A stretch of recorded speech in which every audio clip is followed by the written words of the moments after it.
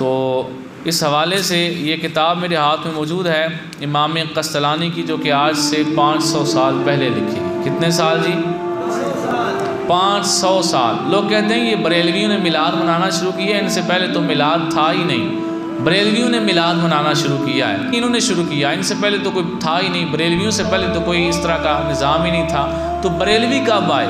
اعلیٰ حضرت امام احمد رضا خان فاضل بریلوی رحمۃ اللہ علیہ، جن کے نام سے ہمیں بریلوی کہا جاتا ہے، انہیں فوت ہوئے 104 سال ہوئے۔ کتنے جی؟ 104 سال۔ تو اس کا مطلب ہے کہ اگر بریلویوں سے پہلے میلاد شریف نہیں منایا جاتا تھا تو پھر اعلیٰ حضرت رحمۃ اللہ علیہ کی جو پیدائش ہے اس سے پہلے میلاد کا کہیں ذکر نہیں ہونا چاہیے تھا۔ یہی بات ہے نا، اگر ان کی بات درست ہو تو پھر اس سے پہلے میلاد کا ذکر کہیں بھی نہیں ہونا چاہیے تھا۔ لیکن اعلیٰ حضرت رحمۃ اللہ علیہ آپ کو فوت ہوئے 104 سال ہوا، اور یہ کتاب کے مصنف کو فوت ہوئے 500 سال ہو گئے۔ مواہب الدنیا امام قسطلانی لکھتے ہیں، پوچھا گیا میلاد کی رات افضل ہے یا لیلۃ القدر افضل ہے؟ وہ لیلۃ القدر جس کے بارے میں پوری سورت قرآن پاک میں موجود ہے، آپ سے پوچھا گیا کہ وہ رات افضل ہے یا میرے نبی پاک صلی اللہ علیہ وآلہ وسلم کے میلاد شریف کی رات افضل ہے؟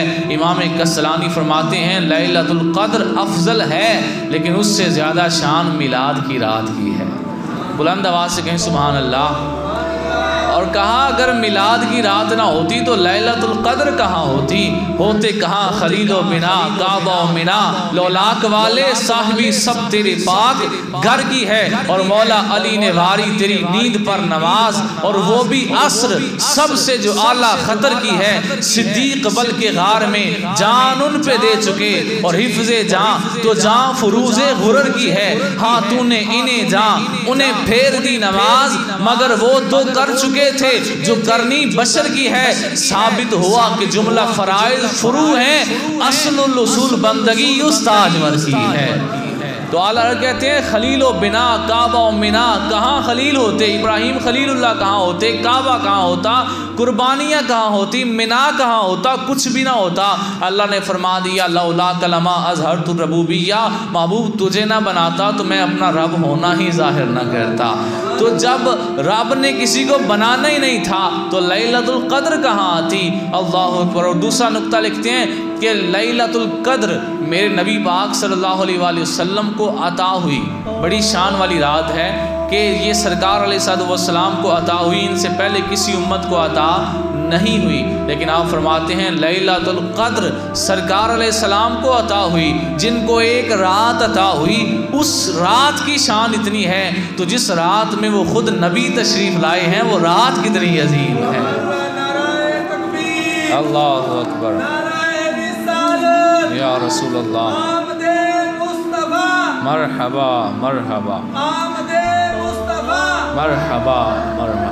اور پھر آپ فرماتے ہیں کہ قرآن کی نص سے ثابت ہے، اللہ فرماتا ہے کہ اس رات کو جو ہے وہ فرشتے نازل ہوتے ہیں، کہ اللہ تعالیٰ نے قرآن پاک میں ارشاد فرمایا لیلۃ القدر خیر من الف شہر تنزل الملائکۃ والروح۔ اللہ فرماتا ہے فرشتے بھی اترتے ہیں اور جبریل بھی اترتے ہیں۔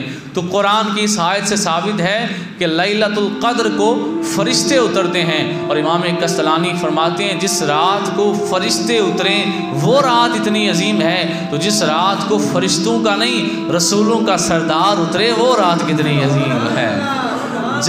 جب جبریل کے آنے سے جو کہ فرشتوں کا سردار ہے وہ رات اتنی عظیم ہے کہ جس رات کو جبریل آئے اور فرشتے آئیں وہ رات اتنی عظیم ہے، جبریل فرشتوں کا سردار ہے، تو میرے آقا تو تمام رسولوں کے سردار ہیں۔ جس رات کو میرے آقا تشریف لائے وہ رات لیلۃ القدر سے بھی زیادہ شان رکھتی ہے۔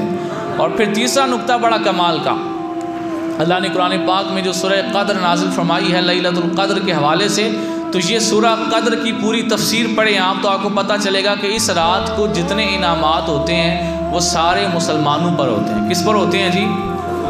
بولے سارے کس پر ہوتے ہیں؟ مسلمانوں پر۔ مسلمان جاگیں، اللہ تعالیٰ کی عبادت کریں، اللہ سے گناہوں کی معافی مانگیں، برکت کی دعا مانگیں، کاروبار میں برکت کی، عمر میں برکت کی، کچھ بھی دعا مانگیں، جائز اور حلال دعا اللہ تعالیٰ قبول فرماتا ہے۔ تو کیا وہ رات، اس رات میں اگر ایک بت پرست اٹھ کے کھڑا ہو جائے اور اپنے بت کے آگے جھکنے لگے کہ میرا یہ کام ہو جائے، کیا اس پہ رحمت اترے گی؟ نہیں اترے گی۔ کوئی آگ کی پوجا کرنے والا آگ کے سامنے اپنی جو ہے وہ عبادت کرنے لگ جائے کہ آج کی رات لیلۃ القدر ہے، مسلمان کہتے ہیں فرشتے اترتے ہیں، دعائیں قبول ہوتی ہیں، تو میں اپنی آگ کے آگے سجدہ کرتا ہوں، میرا کام ہو جائے گا، بتائیں رحمت اترے گی؟